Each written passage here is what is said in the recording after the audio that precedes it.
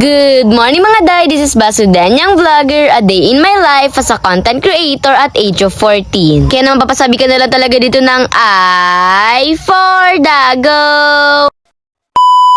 For today's vlog is half day nga lang po pala yung pasok namin. Kaya naman eto, kinahapon na nagpa-schedule nga po pala kami sa dentist. Medyo na busy nga talaga ako nito mga nakaraang weeks. Kaya naman ngayon na nga lang ulit ako makakabalik sa dentist. Bale, wala pa nga po pala akong tanghalian. Paano ba naman galing nga ako sa school? Kaya naman eto, kumain na muna nga po pala ako dyan ng tanghalian ko. Tsaka 1 PM pa naman nga po pala yung call time namin. 12:30 pala ng mga oras na yan. Kaya naman meron pa tayong 30 minutes para kumain. After kumain, dumiretso na rin nga po pala kami sa Daet Medical Plaza dahil dito nyo nga talaga matatagpuan ng Smile Station. Siyempre, sa Smile Station ulit tayo dahil nga dito talaga sobrang trusted na talaga kami dito tsaka comfortable na rin nga dahil dito na rin nga talaga kami nagpapaayos simula pa noon. Nakaraan nga po pala nagpabunot tayo ng baby teeth and for today's video mapapapasta naman nga po pala tayo ng ngipin. Dalawa na nga lang po pala yung ngipin ko na kailangan pastahan and sabi nga ni Doc pastahan na nga raw namin ngayon dahil kung papatagalin pa baka mas lalo pang lumaki yung sira. Buti nga raw ngayon medyo mababaw pa nga raw talaga yung sira kaya naman ngayon na nga talaga namin to papastahan kaya naman i-go na natin to. Medyo kinakabahan na naman nga ako sa mga oras na yan. Ewan ko rin ba pero at least nawawala rin naman siya. Actually dapat nga bubunutan ako ng ngipin ngayon. Ang kaso nga lang sabi ni Doc kung hindi man na nga daw sumasakit yung ngipin ko wag na muna nga raw talagang bunutin. Dahil malay nyo nga talaga makasurvive pa yung ngipin ko na pinastahan nung nakaraan. Yung unang ngipin ko nga po pala na pinastahan ngayon hindi nga po pala siya masakit pero yung pangalawa medyo masakit kaya naman medyo natagalan din nga po pala kami. Hanggang sa umabot na nga kami sa point na nilagyan na nga talaga ng anesthesia yung ngipin ko para naman nga mabilis na nga talaga tapos hindi na ako makaramdam ng pain. Actually, hindi naman pain yung nararamdaman ko. Talagang nangingilo lang ako tas parang sobrang gibat lang. Parang nararamdaman ko lang talaga yung tinutusok-tusok sa ngipin ko. And ayun, finally, healthy na naman ang mga ngipin natin. Brace na lang ang kulang.